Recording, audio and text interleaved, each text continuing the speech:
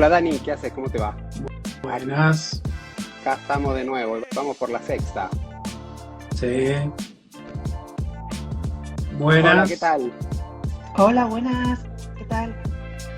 ¿Cómo va todo por allá? Muy bien. ¿Cómo estáis vosotros? Todo bien, Bueno, todo bien, por acá también. bueno, bienvenida a este ciclo de charlas que estamos teniendo. Hoy nos trae a hablar sobre el Life Centered Design, el diseño centrado en la vida y bueno, tenemos como invitada a Milaray de Super Bravas, así que un gusto. Si querés, Milaray, preséntate y comenzamos a charlar. Vale, genial. Pues nada, encantada a todo el mundo. Soy Millaray y soy diseñadora estratégica aquí en Madrid, en España. Y bueno, fundé Super Bravas hace ya a finales de 2023 y nada, pues en Super Bravas lo que hacemos sobre todo es indagar en torno a la sostenibilidad y ayudamos a las empresas a definir qué es esto de la sostenibilidad. Un poco definir cuáles son estos futuros deseables a los que quieren ir y también un poco descubrir su papel en este camino, ¿no?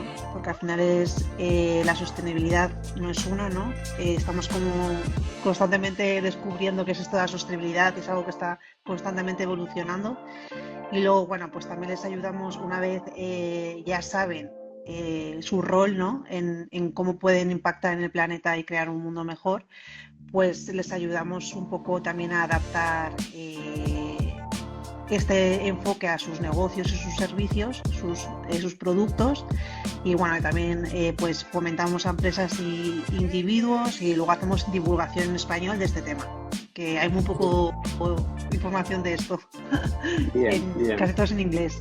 Sí, bueno, Sí. es algo muy nuevo, ¿no? Mm. Y cómo surgió la necesidad, porque me imagino que empezaste como una Mm. diseñadora clásica Mm. y te fuiste moldeando en función al diseño centrado en la vida, ¿no? Un poco cómo surgió esta idea de, bueno, centrarte en la vida y pensar el diseño con otra mirada, ¿no? Básicamente yo mi formación, como la de muchos diseñadores, fue enfocado desde un principio a Human Centered Design. El caso es que luego a partir de la práctica y el hacer proyectos es cuando uno se va dando cuenta, ¿no? Poco a poco de que, sobre todo para los problemas a los que nos estamos enfrentando en este siglo, que la mayoría tiene mucho que ver pues con temas de los límites planetarios, de cómo estamos acabando con los recursos y al final pues todo tiene un impacto en la economía, etcétera, ¿no? Estamos viendo pues cómo al final este Human Centered muchas veces se queda un poco reducido, Un ¿no? poco Y corto. entonces claro, aquí es donde inevitablemente pues acabas como diseñadores, que yo creo que siempre nos estamos formando, aprendiendo, indagando, pues empieza uno a indagar y a excavar y empieza a encontrar un montón de cosas y al final empiezas a ver pues el Life Centered Design. Al final a mí lo que me ayudó es un poco a hilar todo esto y a entender que al Ujú. final todo puede estar bajo un paraguas e intentar dar un poco de sentido a todo, que ahora mismo todo está un poco disperso y, y yo creo que la Century Design lo que nos está ayudando es un poco a poner eso un poco el marco, ¿no? Bien. Claro, dar un poco Y más de orden a toda esa información que en este momento no está del todo clara y ordenada. Es, Y el- exacto, entonces es bastante incipiente y lo que mola es que está ahora en transformación, entonces es súper guay meterse y poder todos formar parte de esta narrativa y de este diálogo, ¿no? En que todo el mundo está claro. aprendiendo además. Ahora, una pregunta. Vos recién hablabas justamente de cómo tu trabajo está orientado a orientar, valga la redundancia, tus clientes en un camino hacia la Mm, sostenibilidad, ¿no? Tratar de mm, entrar un poco en esa óptica. Eh, ¿Cómo la ven esa? ¿Cómo la ven esta inserción tuya en ese contexto? ¿Con el proceso de producción, con el proceso de trabajo? O, por ejemplo, al inicio, desde, por ejemplo, el utilización de las materias primas. ¿En claro. qué parte de este proceso se inician bueno, ustedes? En Pues todas. O en sí, todas, o sea, claro, o en todas, exacto. al final lo que intentamos es verlo desde muy lejos, o sea, intentar ver toda la cadena de valor de producto o Ujú, servicio e intentar entender que al final lo que diseñamos tiene un impacto y el Human Centered Design, por ejemplo, muchas veces está súper enfocado en esta parte del uso, ¿no? En esta fase del uso del producto. Y Life Centered Design lo que nos invita es a ampliar esa mirada y mirar más allá de esa fase de uso, mirar lo que pasa antes, durante el diseño, durante toda la extracción de los materiales y luego también mirar qué pasa después, cuando deja de usarse ese ujú, producto. Entonces al final sí que intentamos siempre tener esta mirada un poco más de todo el ciclo. bien. ¿Y qué desafíos por ahí te encontraste? Porque, a ver, como toda cosa nueva, como todo proyecto nuevo, me imagino que desde barreras, prejuicios, situaciones, no entendimiento, porque, a ver, me parece que es algo como tan nuevo, por lo menos para muchos, ¿no? Para los que estamos trabajando en diseño tal vez lo tenemos un poco más relacionado, asociado, pero para el empresario, para el emprendedor, es como todo muy nuevo. Entonces, por ahí, ¿con qué desafíos te encontraste? Vale, pues, o sea, hay un montón. O sea, esto es una larga lista porque Tenemos media primero, hora nada más. vale, o sea, podríamos hablar aquí horas. Pero primero, generalmente las soluciones a estos temas de sostenibilidad y generalmente suelen ser colectivas. Entonces, no recae solamente sobre una empresa y requiere de hacer partnerships o de, como hemos mencionado antes, tocar toda la cadena de valor, toda esta cadena de value chain. Entonces, requiere un entendimiento entre muchas personas y stakeholders y es como, ya eso de primeras causa fricción, porque a veces los intereses de uno no son los intereses del otro. Entonces, encontrar soluciones sostenibles pues requiere de ese esfuerzo de colaborar y muchas veces también habrá que crear partnerships, ¿no? Para llevar un producto al mercado que a lo mejor tú solo no tienes la tecnología o la capacidad o el conocimiento, ¿no? Entonces, hay que fomentar mucho esto. Luego también otra barrera puede ser la legislativa, que por un lado hay que apoyarse, evidentemente, pero también me refiero que hay que estar muy al día, porque la legislación ahora mismo es cada año prácticamente y depende del país y depende del sector. Entonces, realmente cada empresa está muy atenta de la legislación que le va a tocar. Pero como diseñadores pues puede ser un reto, ¿no? El hecho de estar al tanto de todo esto que pasa y que está pasando. Que es verdad que Europa a lo mejor en este sentido sí que está liderando en la legislación y entonces pues está bien ver lo que hace Europa, ¿no? Y tomar un poco de referencia por cosas que podrán llegar. Y luego también a veces incluso el usuario final, que a veces el usuario final también las soluciones sostenibles les hace cambiar su forma de actuar o su forma de comportarse y a lo mejor puede suponer un problema. Pues por ejemplo, si quisiéramos que los usuarios empezaran a utilizar otra vez en Europa botellas rellenables, eso es un gran pain point para el usuario que ya está acostumbrado a ir al supermercado, coger la botella de plástico y tirarla, ¿no? Entonces, también es como una lucha, ¿no? Ahí entre también lo que ya se ha acostumbrado el usuario a vivir en un estándar de vida que no quiere retroceder. Y a veces, muchas veces en estos temas de sostenibilidad se habla de crecimiento y un poco volver atrás, unos pasitos, y volver a consumir local y todas estas cosas, ¿no? Que a veces la gente pues no entiende, ¿no? Y bueno, y luego también el tema de... se me ha ido a cabeza, no sé qué va a decir. Pero... No, porque por lo que decías recién, sí, es sí. como que este cambio por parte del usuario se percibe como un retroceso en muchos casos. O sea, según lo que me contás, o sea, lo contás de tu experiencia, un poco es esa, Muchas si entendí bien. veces sí. Y claro, y aquí también está la gran pregunta que tienen todas las empresas. es quién tiene que pagar el precio de la sostenibilidad. Que aquí la legislación nos ayuda mucho porque básicamente la legislación, al imponer reglas y leyes, al final impone ese precio en las empresas, pero generalmente hasta que no te imponen esa regla es la gran pregunta. ¿Debería pagar esto el usuario final? ¿Ese sobrecoste? Porque al final todo esto tiene un sobrecoste, ¿no? También este cambio. ¿O debería ser una responsabilidad compartida entre los partners del ecosistema de esta cadena de valor? ¿O debería ser la empresa para mejorar sus ESGs, o sea, sus objetivos de descarbonización o lo que sea? Y dependiendo del proyecto, va a ser una u otra persona la que va a pagar este premium. Y dependiendo de la marca. Hay marcas que, por ejemplo, están súper enfocadas a este usuario súper consciente que está dispuesto a pagar este precio por el premio, ¿no? Y pagar más por tener un producto que es sostenible y tiene esos atributos de sostenibilidad. Pero no siempre va a pasar así. Y cuando no es así, pues también hay que ver, ¿no? Esto, porque es un tema delicado muchas veces. En ese sentido, ¿cómo ves a las empresas hoy trabajando, pensando un poco en lo sustentable, ¿no?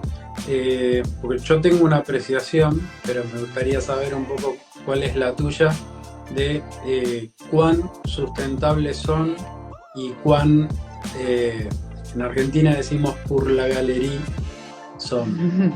O sea, sí. Si es como una superficialidad de lo sustentable, o están siendo sustentables en serio. Pues mira, yo lo que he percibido es que las grandes empresas en general son por la galería. O sea, es más como pues que quieren llegar a unos objetivos de ESG por temas de sus accionistas o por temas de regulación que se quieren adelantar o preparar, o incluso muchas ni siquiera se adelantan, ¿no? Esperan a que llegue la regulación y luego deprisa y corriendo pues a ver qué hacen.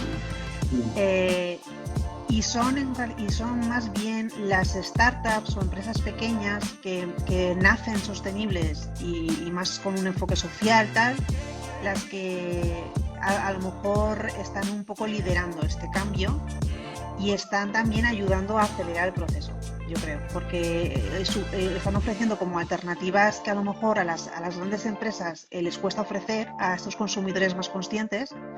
Y bueno, pues a mí me parece muy interesante, ¿no?, tener un ojo en estas pequeñas empresas que lo mismo un día te sorprenden y pueden comerse un buen cacho de mercado porque ya están respondiendo a la legislación, ya su modelo de negocio está bien asentado. Y bueno, y a las empresas grandes les cuesta más, ¿no?, cambiar todo y adaptarse. Bien. Sí, yo, a ver, mi mirada también está puesta también en relación, no solo con las empresas, sino también con los tipos de países, porque también en un país desarrollado o en un grupo de países desarrollados como es Europa, lo veo como hiper viable el tema. Sí me cuesta verlo viable en países subdesarrollados. Un poco porque, como todo cambio, también involucra un tipo de inversión diferente, ¿no? Porque en lo que es la adaptación hay que hacer un tipo de inversión. Más allá de que, qué sé yo, viviendo aquí en Sudamérica veo que hay muchos proyectos de optimización de recursos, y en esa optimización de recursos se aplica lo sustentable muchas veces, pero creo que lo sustentable viene por añadidura de la necesidad, ¿no? En el caso de países como los sudamericanos. En el caso de Europa creo que es distinto porque hay como un aprendizaje un poco más fuerte. De hecho, los ODS, los Objetivos de Desarrollo Sostenible, un poco están formados vía Europa, ¿no? Sí, la verdad es que yo ahora mismo, una de las razones por las que más apoyo a Europa, más que a nivel económico, es por todo este tema de cómo está fomentando esta transición. porque, por ejemplo, España muchas veces incumple, ¿no? O sea, no llega a los objetivos europeos y luego pues Europa sanciona a España y la aprieta, ¿no? Pero a mí eso me gusta porque digo, pues que menos mal que está Europa para apretarles, porque claro, si no, cada país iría a su bola, ¿no?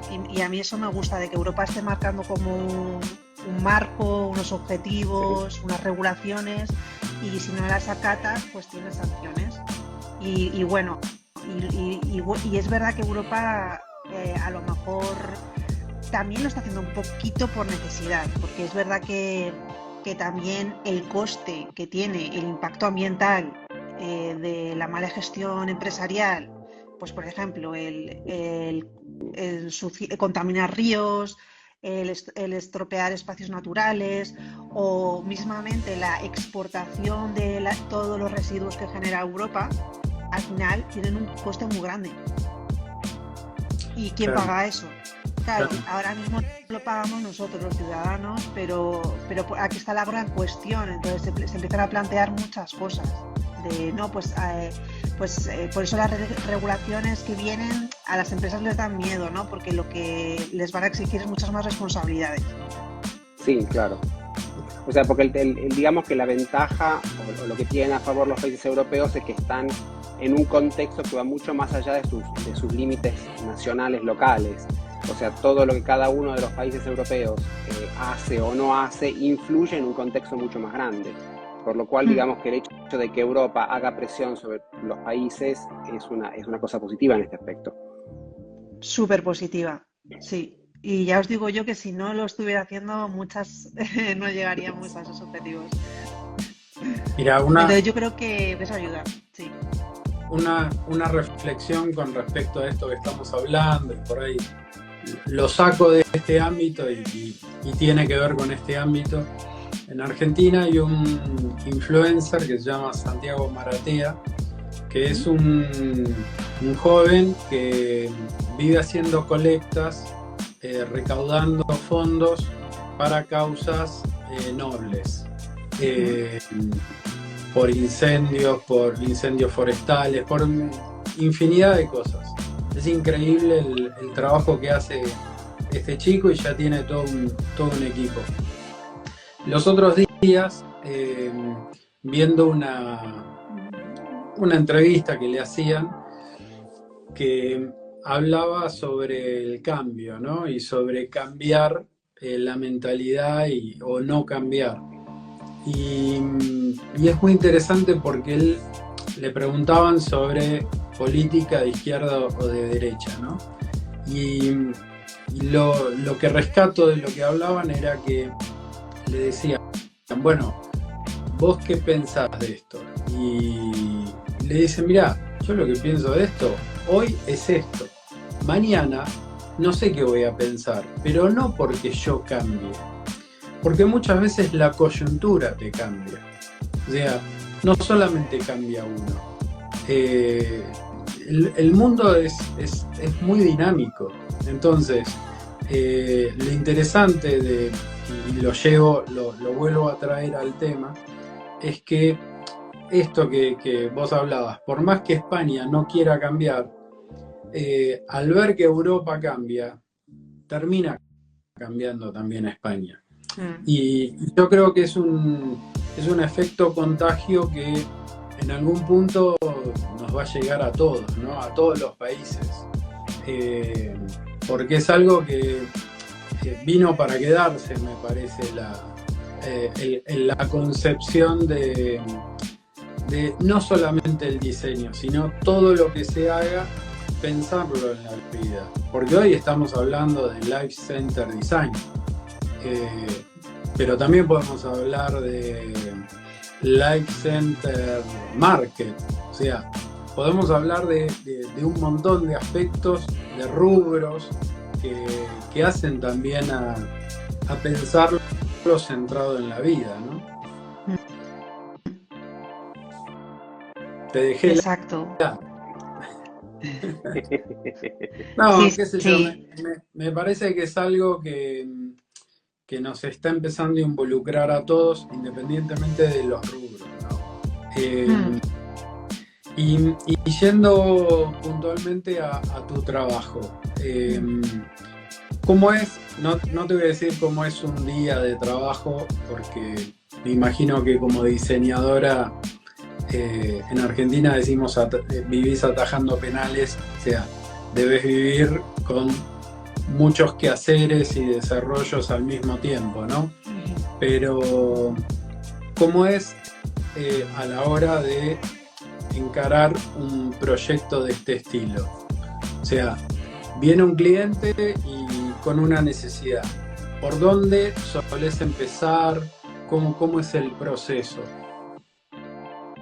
Vale, o sea, primero creo que cada proyecto es súper diferente, pero bueno, más o menos lo que primero intentamos es básicamente pues entender el problema, o entender su problema, entender las barreras que tiene ese problema, ¿no? De solucionarse. Intentamos llegar un poco al fondo del meollo y, y descubrir qué está pasando ahí, qué es lo que tenemos que responder, cuál es el problema real, vaya. Y luego lo que hacemos es intentar hacer una investigación, ¿vale? En torno al problema para entenderlo, pero más allá del usuario final.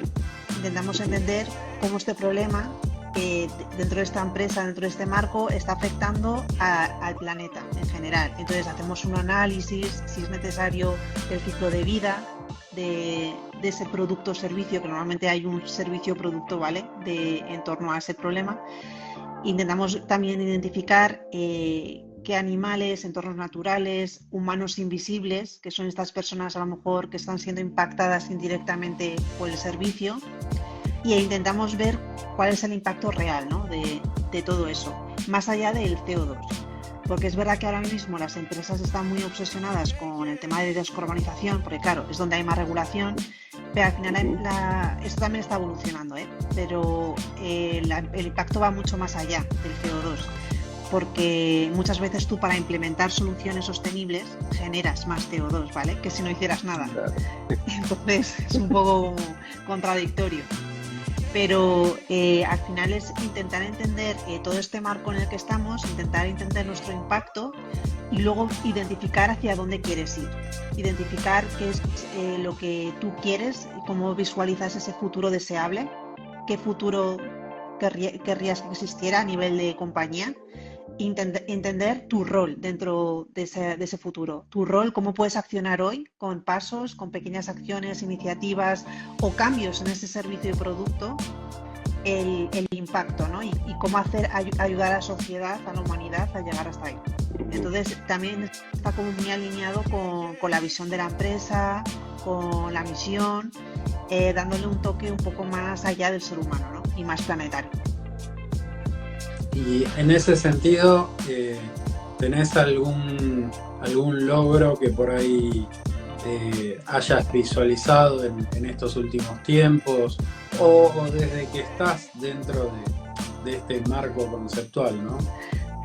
Sí, pues por ejemplo, en un proyecto que estoy haciendo desde hace unos meses, bueno, y estamos en ello intermitentemente porque tiene diferentes como fases, pero estamos desarrollando un edificio dentro de la M30 aquí en Madrid, y estamos haciendo la parte de diseño estratégico y ahora vamos a empezar como el proyecto más arquitectónico, pero bueno, el reto, por así decir, era crear un edificio, ¿no? Que fuera con esta mentalidad de Life Centered Design, porque querían hacer algo un poco diferente y respetuoso, ¿no? Y en construcción yo creo que es uno de los sectores donde más se ve esta parte de sostenibilidad, porque yo creo que hay mucho valor, ¿no? en que las casas también sean como muy eficientes, etcétera.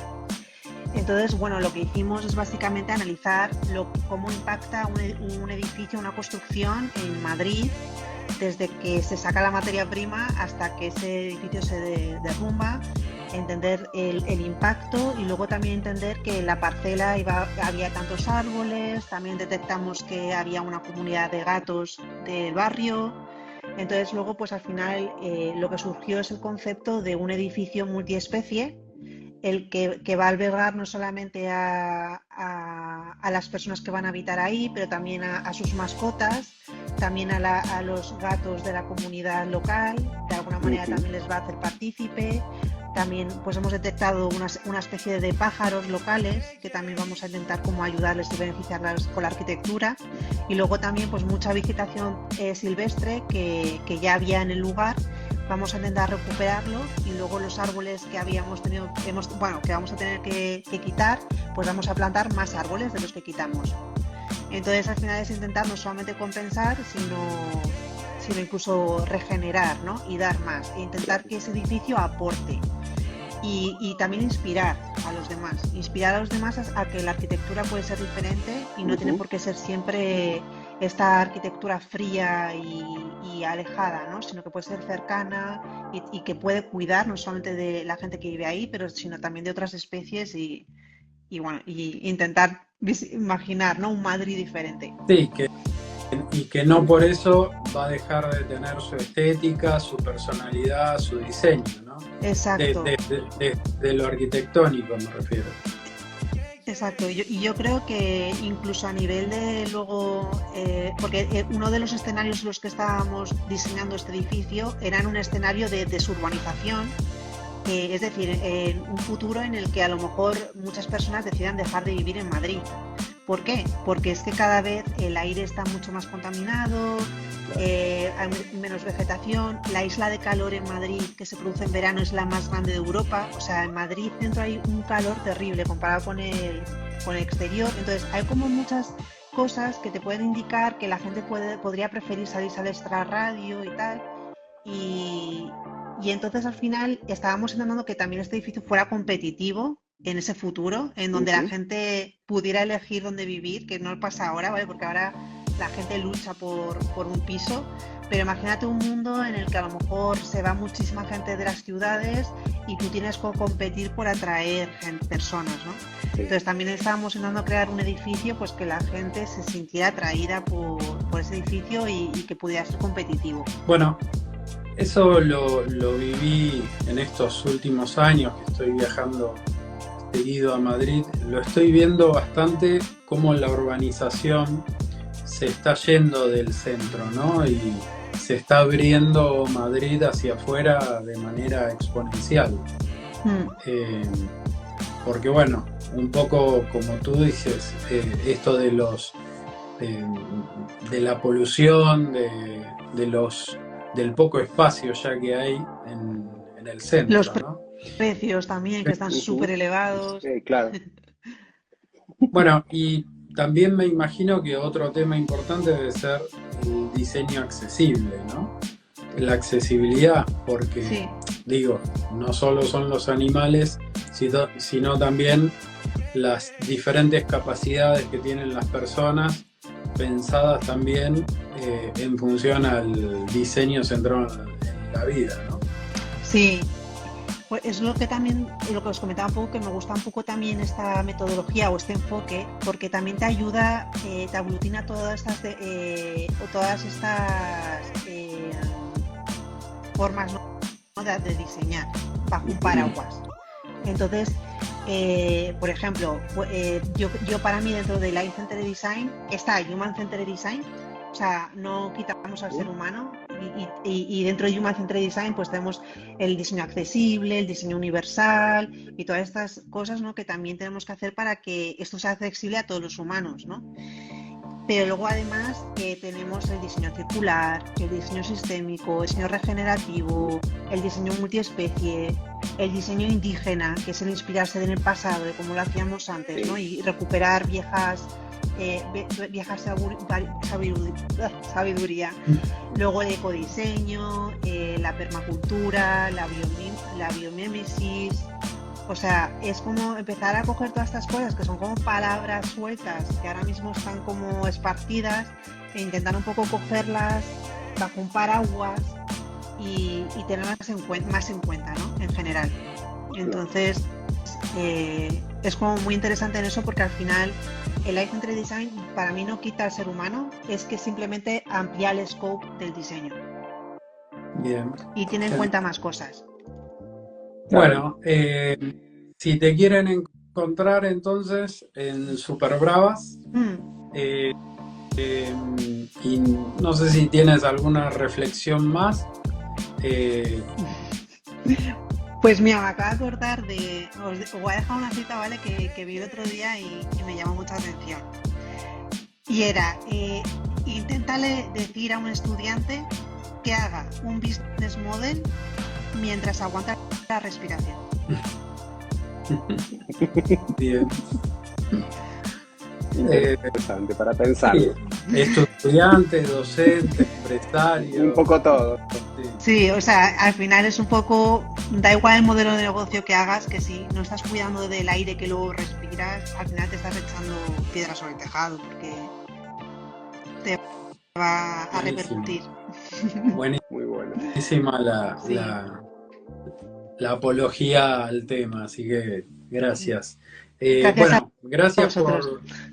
por sumarte y nos estaremos viendo probablemente en septiembre por España. Genial, Eh, genial. así que, Me encantará veros bueno, y tomar un algo. ok. Sí. Bueno, un placer conocerte y bueno, y seguimos en contacto. Vale, pues gracias Dani y Bueno, Lucas, nos bueno. vemos. Gracias Nos a vemos. vos. Gracias Adiós. a vos. Un saludo. Chao. Chao, chao. Chao.